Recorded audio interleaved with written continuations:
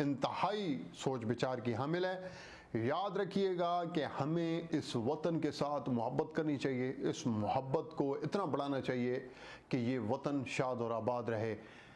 American author हैं, उनका नाम है डैनियल मार्के। उन्होंने एक किताब लिखी है, उस किताब का नाम है नो एग्जिट फ्रॉम पाकिस्तान। उन्होंने उसके अंदर ये कहा है, उन्होंने 3 रीज़न दिए हैं। उन्होंने कहा कि क्या ऐसी बात है कि अमेरिका ने पाकिस्तान को एंगेज किया और अमेरिका पाकिस्तान से नहीं निकलना चाहता। तो वो जो 3 बातें अहम हैं वो मैं आपके सामने बयान करने लगा हूँ।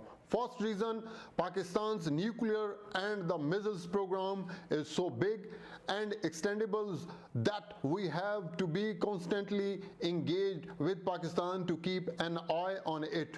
Second reason वो देता है, Pakistan is the only country in the world which has deep ties with China civil military leadership. The third reason is that Pakistan has such a large army that it can destabilize not only the region but the whole world. It also important to stay engaged with Pakistan to keep an eye on the Pakistan army. We decided 72 years ago that Pakistan could not be allowed to develop and that Pakistan could not be allowed to lead the Islamic world.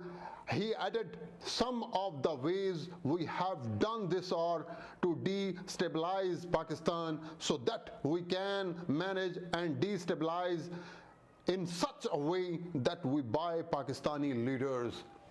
दोस्तों, कुछ समझ आई है तो ये बड़े ही ख़तरनाक किस्म की बातें हैं जो डैनियल मार्के ने अपनी किताब में लिखी हैं।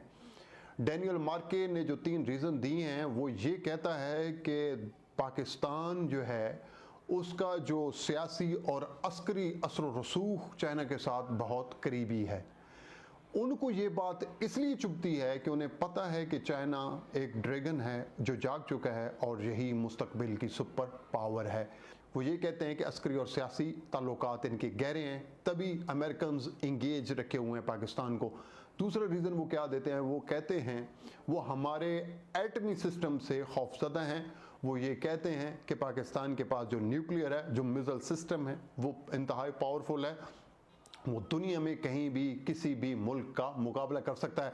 तीसरा रीज़न वो क्या देते हैं, तीसरा रीज़न वो ये कह रहे हैं कि जो पाकिस्तान के पास फोर्स है, जो आर्मी है, वो इंतहाई पावरफुल है और वो दुनिया के किसी मुल्क के साथ भी लड़ सकती है और वो दुनिया के किसी मुल्क को भी हरा सकती है।